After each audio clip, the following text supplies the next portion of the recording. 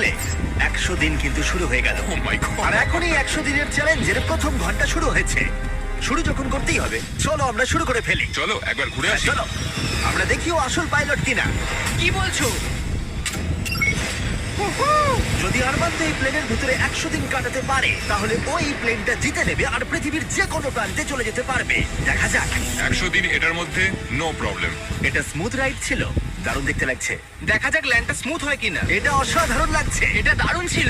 তোমার 100 দিনের চ্যালেঞ্জের প্রথম 2 ঘন্টা পেরিয়ে গেছে, কিন্তু যদি তোমার শরীরের কোনো অংশ এই প্লেনের বাইরে টাচ করে তাহলে এই ভিডিওটা শেষ হয়ে যাবে আর তুমি এই প্লেনটা হারাবে। মাটি ছোঁয়া যাবে না।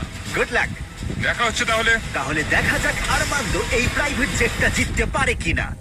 এবার আমি কি করব? এটা হচ্ছে আমার অফিস আর এটা হচ্ছে আমার ডাইনিং রুম। এবার আপনাদের ঘুরিয়ে দেখাই।